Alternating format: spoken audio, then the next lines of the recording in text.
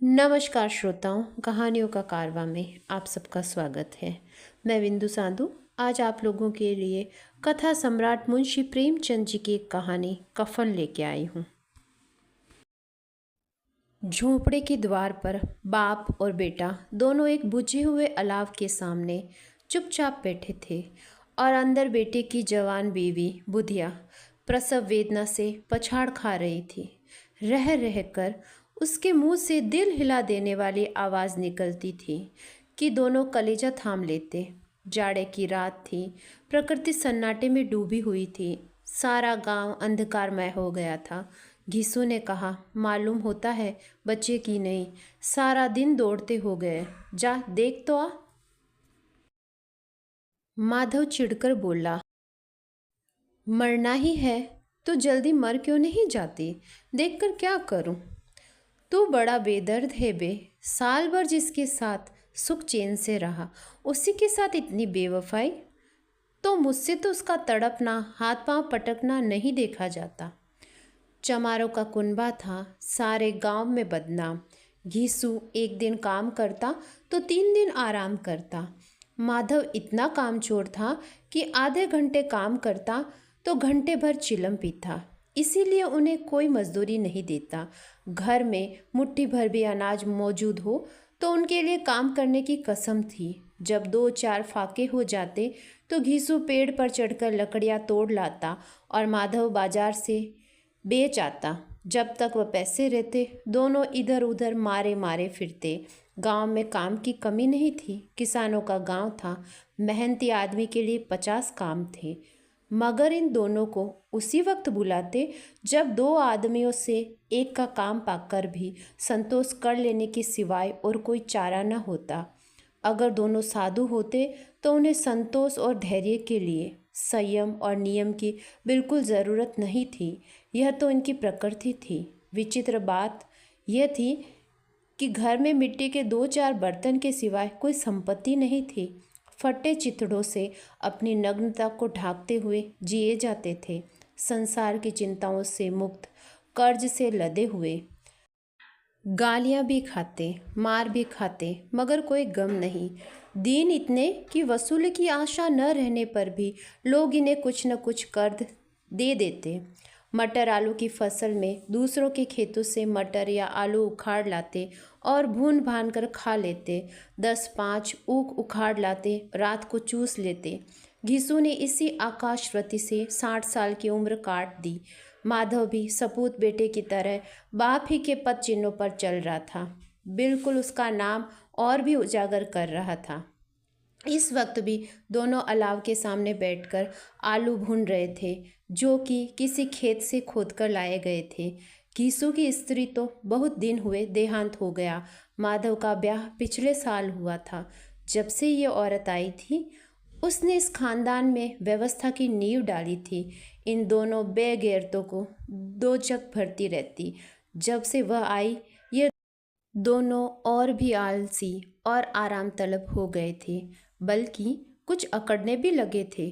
कोई कार्य करने को बुलाता तो भाव से दुगनी मजदूरी मांगते। वही औरत आज प्रसव वेदना से मर रही थी। ये दोनों इसी इंतजार में थे कि वह मर जाए तो आराम से सोए। घीसू ने आलू निकाल कर छीलते हुए कहा, जाकर देख तो क्या दशा है उसकी। चुड़ैल का फिसाद होगा और क्या, यहाँ तो ओझा भी 1 रुपया मांगता है। माधव को भय था कि वे कोठरी में गया तो घीसू आलुओं का बड़ा भाग साफ कर देगा। बोला, मुझे वहाँ जाते डर लगता है। डर किस बात का है, मैं तो यहाँ हूँ ही। तो तुम ही जाकर देखो ना। मेरी औरत जब मरी थी तो मैं 3 दिन तक उसके पास से हिला भी नहीं था, और फिर मुझसे लजाएगी भी ना। जिसका कभी मुंह नहीं देखा आज उसका उधड़ा हुआ बदन देखूं, उसे तन की सुध भी तो न होगी। मुझे देख लेगी तो खुलकर हाथ पांव भी न पटक सकेगी। मैं सोचता हूँ कोई बाल बच्चा हो गया तो क्या होगा। सौंठ, गुड़, तेल कुछ भी तो नहीं है घर में। सब कुछ आ जाएगा, भगवान दे तो। जो लोग अभी तक पैसा नहीं दे रहे, वे ही कल बुलाकर रुपया देंगे। मेरे 9 लड़के हुए, घर में कभी कुछ न था, मगर भगवान ने किसी न किसी तरह बेड़ा पार ही लगाया। जिस समाज में रात दिन मेहनत करने वालों की हालत उनकी हालत से कुछ अच्छी नहीं थी, किसानों के मुकाबले वे लोग जो किसानों की दुर्बलता से लाभ उठाना जानते थे, कहीं ज़्यादा संपन्न थे। वहाँ इस तरह की मनोवृत्ति का पैदा हो जाना कोई अचरज की बात नहीं थी। हम तो कहेंगे घिसू किसानों से कहीं ज़्यादा विचारवान था। किसानों के विचार सुने समूह में शामिल होने के बदले बैठकबाजों की कुछ संगति की मंडली में जा बैठा। हाँ, उसमें ये शक्ति न थी कि बैठकबाजों के नियम और नीति का पालन करता। इसीलिए जहाँ उसकी मंडली के और लोग गांव के सरगना और मुखिया बने हुए थे, उस पर सारा गांव उंगली उठाता था। फिर भी उससे ये तस्कीन तो थी कि अगर वह फटेहाल है तो कम से कम उसे किसानों की तरह जी तोड़ मेहनत तो नहीं करनी पड़ती। उसकी सरलता और निरीता से दूसरे लोग बेजा फ़ायदा तो नहीं उठाते। दोनों आलू निकाल निकाल कर जलते जलते खाने लगे। कल से कुछ नहीं खाया था, इतना सब्र न था कि ठंडा हो जाने दे। कई बार दोनों की जबानें जल गई। छिल जाने पर आलू का बाहरी हिस्सा जबान, हलक और तालू को जला देता। उस अंगारे को मुंह में रखते हुए से ज़्यादा खैरियत इसमें थी कि वह अंदर पहुंच जाए। वहां उसे ठंडा करने के लिए काफ़ी सामान था, इसीलिए दोनों जल्द जल्द निगल जाते। हालांकि इस कोशिश में उनकी आंखों से आंसू निकल आते।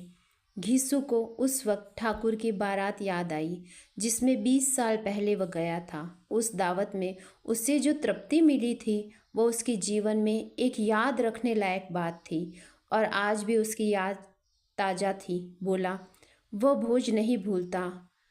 तब से फिर अब तक खाना भरपेट नहीं मिला।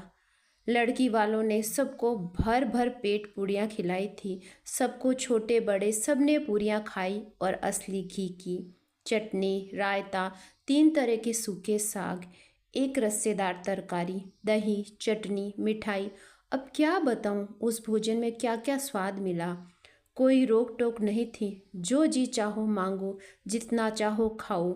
लोगों ने ऐसे खाया कि किसी ने भी न पानी पिया, मगर परोसने वालों के लिए पत्तल में गर्म गर्म गोल गोल सुवासित कचौरियाँ डाल देते। मना करते कि नहीं चाहिए, पत्तल पर हाथ रोके हुए, मगर वह है कि दिए जाते। और जब सब ने मुंह धो लिया तो पान इलायची भी मिली, मगर मुझे पान लेने की क्या सुध थी।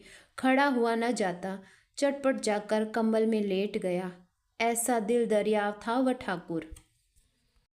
माधव ने इन पदार्थों का मन ही मन मजा लेते हुए कहा, अब हमें कोई ऐसा भोजन नहीं खिलाता। अब कोई क्या खिलाएगा, वह जमाना दूसरा था। अब तो सबको किफ़ायत सूझती है। शादी ब्याह में मत खर्च करो, क्रियाकर्म में मत खर्च करो। पूछो, गरीबों का माल बटोर बटोर कर कहाँ रखोगे।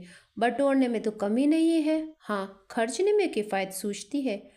तुमने एक 20 पूरी खाई होगी, 20 से ज़्यादा खाई थी। मैं 50 खा जाता, 50 से कम मैंने न खाई होगी। अच्छा पका था, तू तो मेरा आधा भी नहीं। आलू खाकर दोनों ने पानी पिया, और वही अलाव के सामने अपनी धोतियाँ ओढ़कर पाँव पेट में डाले सो रहे, जैसे 2 बड़े बड़े अजगर गेंडोली मारकर पड़े हों। और बुधिया अभी तक कहरा रही थी। सवेरे माधव ने कोठरी में जाकर देखा तो उसकी स्त्री ठंडी हो गई थी। उसके मुंह पर मक्खियाँ भिनभिना रही थी। पथराई हुई आंखें ऊपर टंगी हुई थी। सारी देह धूल से लथपथ हो रही थी। उसके पेट में बच्चा मर गया था। माधव भागा हुआ घीसू के पास गया। फिर दोनों जोर जोर से हाय हाय करके छाती पीटने लगे। पड़ोस वालों ने यह रोना धोना सुना तो दौड़ते हुए आए और पुरानी मर्यादा के अनुसार इन अभागों को समझाने लगे, मगर ज़्यादा रोने पीटने का अवसर न था। कफन की और लकड़ी की फिक्र करनी थी। घर में तो पैसा इस तरह गायब था जैसे चील के घोंसले से मांस। बाप बेटे रोए हुए गांव के जमींदार के पास गए। वह इन दोनों की सूरत से नफरत करते थे। कई बार इन्हें अपने हाथों से पीट चुके थे। चोरी करने के लिए, वादे पर काम न करने के लिए। पूछा, क्या है बेघिसुआ, रोता क्यों है? अब तो तू कहीं दिखाई भी नहीं देता, मालूम होता है कि इस गांव में रहना नहीं चाहता। घीसू ने जमीन पर सिर रखकर आंखों में आंसू भरते हुए कहा, सरकार, बड़ी विपत्ति में हूँ। माधव की घरवाली रात को गुजर गई। रात भर तड़पती रही सरकार। हम दोनों उसके सिराने बैठे रहे। दवा दारू जो कुछ हो सका सब कुछ किया। मुद्दा वह हमें दगा दे गई। अब कोई एक रोटी देने वाला भी न रहा मालिक। तबाह हो गए, घर उजड़ गया। आपका गुलाम हूँ। अब आपके सिवा कौन उसकी मिट्टी पार लगाएगा? हमारे हाथ में तो जो कुछ था वह सब तो दवा दारू में उठ गया। सरकार की दया होगी तो उसकी मिट्टी उठेगी। आपके सिवा किसके द्वार पर जाऊं? जमींदार साहब दयालु थे, मगर घीसू पर दया करना काले कंबल पर रंग चढ़ाना था। जी में तो आया कह दे, चल दूर हो जा यहाँ से। यूं तो बुलाने पे भी नहीं आता, आज जब गरज पड़ी है तो आकर खुशामद कर रहा है। हरामखोर कहीं का, बदमाश। लेकिन ये क्रोध या दंड देने का अवसर न था।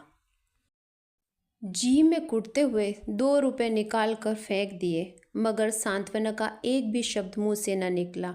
उसकी तरफ ताका तक नहीं, जैसे सिर का बोझ उतारा हो। जब जमींदार साहब ने 2 रुपए दिए तो गांव के बने महाजनों को इनकार का साहस कैसे होता। घीसू जमींदार के नाम का ढिढोरा भी पीटना खूब जानता था। किसी ने 2 आने दिए, किसी ने 4 आने। 1 घंटे में घीसू के पास 5 रुपए की अच्छी रकम जमा हो गई। कहीं से अनाज मिल गया, कहीं से लकड़ी।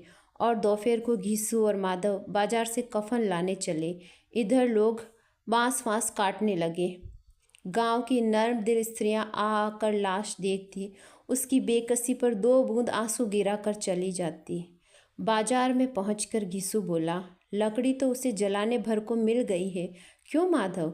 माधव बोला, हाँ लकड़ी तो बहुत है, अब कफन चाहिए। तो चलो कोई हल्का सा कफन ले लेते हैं। हाँ और क्या, लाश उठते उठते रात हो जाएगी, रात को कफन कौन देखता है? कैसा बुरा रिवाज है, जिससे जीते जी तन ढकने को चिथड़ा न मिले, उसे मरने पर नया कफन चाहिए। कफन लाश के साथ जल ही तो जाता है, और क्या रखा रहता है। यही 5 रुपए पहले मिले होते तो कुछ दवा दारू कर लेते। दोनों एक दूसरे के मन की बात ताड़ रहे थे। बाजार में इधर उधर घूमते रहे। कभी इस बाजार की दुकान पर गए, कभी उसकी दुकान पर। तरह तरह के कपड़े, रेशमी और सूती देखे, मगर कुछ जचा नहीं। यहाँ तक कि शाम हो गई, तब दोनों न जाने किस देवी प्रेरणा से एक मधुशाला के सामने जा पहुँचे और जैसे ही पूर्व निश्चित व्यवस्था से अंदर चले गए। वहाँ जरा देर तक दोनों असमंजस से खड़े रहे। फिर घिसू ने गद्दी के सामने जाकर कहा, साहू जी, एक बोतल हमें भी दे देना। इसके बाद कुछ चखना लाया, तली हुई मछली आई। दोनों बरामदे में बैठकर शांतिपूर्वक पीने लगे।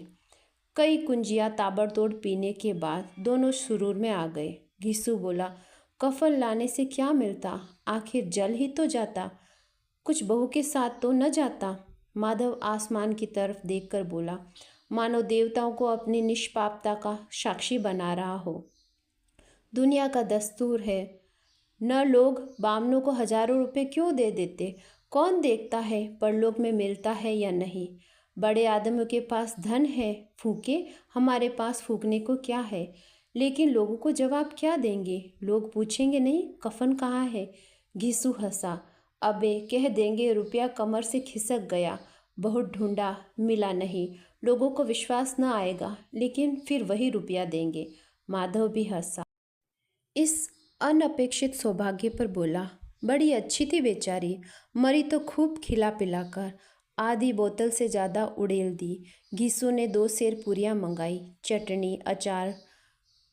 शराब खाने के सामने की दुकान थी। माधव लपक कर 2 पतले सारे सामान ले आया। पूरा 1.5 रुपया खर्च हो गया, सिर्फ थोड़े से पैसे बचे थे। दोनों इस वक्त इस शान में बैठे पूरियाँ खा रहे थे जैसे जंगल में कोई शेर अपना शिकार उड़ा रहा हो। न जवाबदेही का खौफ था, न बदनामी की फिक्र। इन भावनाओं को उन्होंने बहुत पहले ही जीत लिया था। घिसू दार्शनिक भाव से बोला, हमारी आत्मा प्रसन्न हो रही है तो क्या उससे पुण्य न मिलेगा? माधव ने श्रद्धा से सिर हिलाकर तस्कीप की। ज़रूर से ज़रूर होगा। भगवान तुम अंतर्यामी हो, उसे बैकुंठ ले जाना। हम दोनों हृदय से आशीर्वाद देते हैं। आज जो भोजन मिला है वह कभी उम्र भर न मिला था। एक क्षण के बाद माधव के मन में एक शंका जागी। बोला, क्यों दादा, हम लोग भी एक न एक दिन वहाँ जाएंगे ही। यीशु ने इस भोले भाले सवाल का कुछ उत्तर न दिया। वह परलोक की बातें सोचकर इस आनंद में बाधा न डालना चाहता था। जो वहाँ वह हम लोगों से पूछे कि तुमने हमें कफन क्यों नहीं दिया तो क्या कहोगे? कहेंगे तुम्हारा सिर। पूछेगी तो ज़रूर, तुम कैसे जानते हो उसे कफन नहीं मिलेगा? तू मुझे ऐसा गधा समझता है? 60 साल क्या दुनिया में घास खोदता रहा, उसको कफन मिलेगा और बहुत अच्छा मिलेगा। माधव को विश्वास न आया। बोला, कौन देगा? रुपया तो तुमने चट कर दिया। वह तो मुझसे पूछेगी, उसकी मांग में तो सिंदूर मैंने डाला। कौन देगा? बताते क्यों नहीं? वही देंगे जिन्होंने अब की दिया। हाँ, अब की रुपया हमारे हाथ में नहीं आएगा। ज्यों ज्यों अंधेरा बढ़ता, सितारों की चमक तेज होती, मधुशाला की रौनक बढ़ती जाती। कोई गाता था, कोई डींग मारता था, कोई अपने संगी के गले लिपट जाता, कोई अपने दोस्त के मुंह से कुल्हड़ लगाई देता। वहाँ के वातावरण में सुरूर था, हवा में नशा था। कितने तो यहाँ आकर एक चुल्लू में मस्त हो जाते। शराब से ज़्यादा यहाँ की हवा उन पर नशा करती। जीवन की बाधाएं यहाँ खींच लाती। कुछ देर के लिए वह भूल जाते कि वे जीते हैं या मरते हैं, या न जीते हैं न मरते हैं। और ये दोनों बाप बेटे अब भी मज़े ले लेकर चुस्कियाँ ले रहे हैं। सबकी निगाहें इनकी ओर जमी हुई है। दोनों कितने भाग्य के बले हैं। पूरी बोतल बीच में है। भर पेट खाकर माधव ने बची हुई पूरियों का पतल उठाकर एक भिखारी को दे दिया, जो खड़ा इनकी ओर भूखी आंखों से देख रहा था और देने के गौरव, आनंद और उल्लास का अपने जीवन में पहली बार अनुभव किया। घीसू ने कहा, ले जा, खूब खा और आशीर्वाद दे। जिसकी कमाई है वह तो मर गई, मगर तेरा आशीर्वाद उसे जरूर पहुँचेगा। रोए रोए से आशीर्वाद दो, बड़ी गाढ़ी कमाई के पैसे हैं। माधव ने फिर आसमान की तरफ देखकर कहा, वह बैकुंठ में जाएगी दादा, बैकुंठ की रानी बनेगी। घीसू खड़ा हो गया और जैसे उल्लास की लहरों में तैरता हुआ बोला, हाँ बेटा, बैकुंठ में जाएगी। किसी को सताया नहीं, किसी को दबाया नहीं। मरते मरते हमारी ज़िंदगी की सबसे बड़ी लालसा पूरी कर गई। वह न बैकुंठ जाएगी तो क्या मोटे मोटे लोग जाएंगे, जो गरीबों को दोनों हाथ से लूटते हैं और अपने पाप को धोने के लिए गंगा नहाते हैं और मंदिरों में जल चढ़ाते हैं। श्रद्धालुओं का ये रंग तुरंत ही बदल गया। अस्थिरता नशे की खासियत है। दुख और निराशा का दौर हुआ। माधव बोला, मगर दादा, बेचारी ने जिंदगी में बहुत दुख देखा, कितना दुख झेलकर मरी। वह आंखों पर हाथ रखकर रोने लगा, चीखे मार मार कर। घीसू ने समझाया, क्यों रोता है बेटा? खुश हो कि वह मायाजाल से मुक्त हो गई, जंजाल से छूट गई। बड़ी भाग्यवान थी जो इतनी जल्दी माया मोह के बंधन को तोड़ दिया। और दोनों खड़े होकर गाने लगे। ठगिनी क्यों नैना झमकावे ठगिनी, पियक्कड़ों की आंखें उनकी ओर लगी हुई थी। ये दोनों अपने दिल में मस्त गाए हुए थे। फिर दोनों नाचने लगे, उछले भी, कूदे भी, गिरे भी, मटके भी, भाव भी बनाए, अभिनय भी किया और आखिर नशे में मदमस्त होकर वहीं गिर पड़े। मुंशी प्रेमचंद जी की इस यथार्थवादी कहानी के अंत में आप लोगों से विनम्र आग्रह है, कृपया मेरे चैनल को सब्सक्राइब करें, लाइक करें, शेयर करें। धन्यवाद।